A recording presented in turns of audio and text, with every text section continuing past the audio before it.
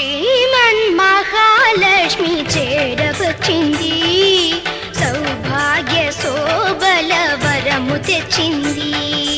శ్రీమన్మహాలక్ష్మి చేరవచ్చింది, సౌభాగ్య శోభల వరము తెచ్చింది.